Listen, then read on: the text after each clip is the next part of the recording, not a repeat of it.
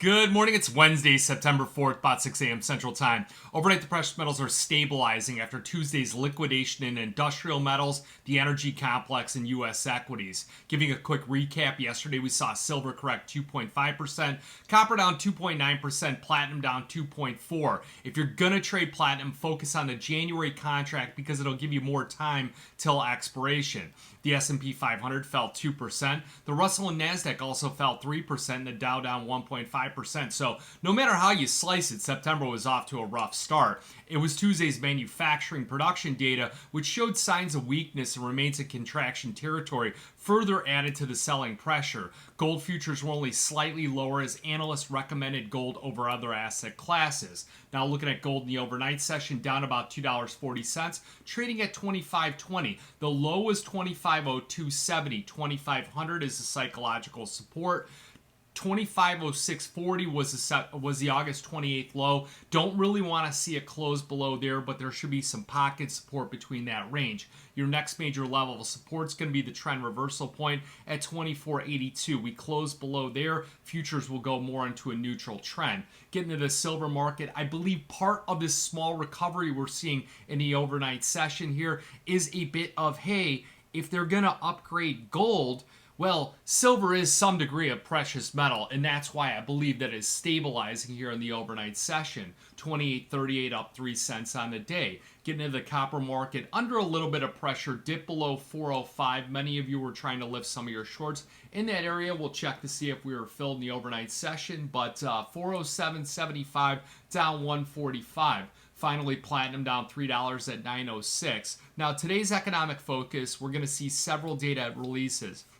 My focus is going to really be on two or three things here. It's going to be, the Fed is really concerned about the labor data. So, and also the thing that I'm going to be watching is there is some automotive sales coming out and factory orders. So at 9 a.m. Central Time, we're going to see the latest release of the JOLTS data. That's a job opening data. We estimate that job openings did edge lower in January to about 8.09 million versus 8.18. See, when a business has more job openings, it doesn't mean that they necessarily laid a bunch of people off and now they're looking to rehire as we be coming out of a recessionary type of environment or something like that. It means that a business is expanding and it's doing well, so it needs to hire more people. So if you see that number contract, it kind of tells you that the labor market is kind of tightening up that belt over there on the market, and they're kind of watching some of their expenses. So the factory data that comes out here will have a revision on durable goods orders, which were released about a week earlier, and some fresh data regarding non-durable goods. Now looking at the CME's Fed Watch tool, because we haven't checked on that in a few days here, 61% chance that the Fed cuts 25 basis points, 39% chance that they cut 50 basis points. So this week is really where I think we're going to see that big shift one way or the other. I'm still leaning towards a 25 basis point cut.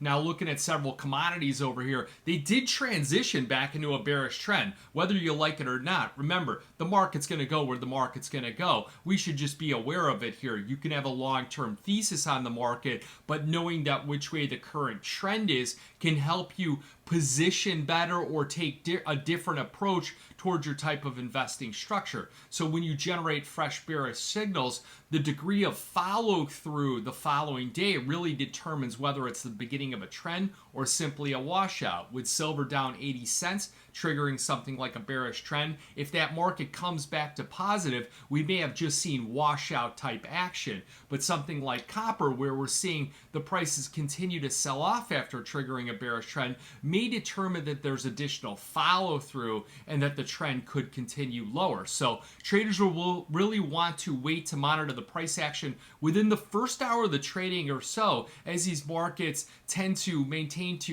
need to increase in the direction that they had triggered to increase that probability and give more of a valid signal. So if you got questions on that, just give me a buzz here. So looking at the copper market, did break below the 200-day moving average, also is well below the 50-day moving average. Now, some people that do monitor things like the 50 crossing over the 200, they are coming close on the copper market, which would indicate that we're going into a bearish type environment in the industrial metals complex. And furthermore, that could weigh in on the silver market. Now, where I believe that we achieve achieved longer term value the last go around, and we may see that type of price action again. Silver futures back in early August bounced aggressively on the August 8th sell-off of the 200-day moving average, and they had that snapback rally of about $2.50. So futures are now rolling back over, and they look like 27.40, your critical level of support being the 200-day moving average. If we do hit that level, we could see some kind of bounce from that level as well.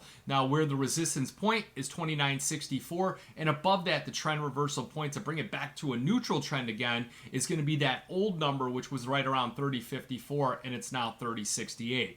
You got any questions, futures option trading? Give me a call. I anticipate it's going to be a little bit of a busier day as people are going to be repositioning after yesterday's sell-off. So give me a call, 312-858-7303. Remember, futures and option trading does involve risk of loss. May not be suitable to all investors. Good luck, good trading.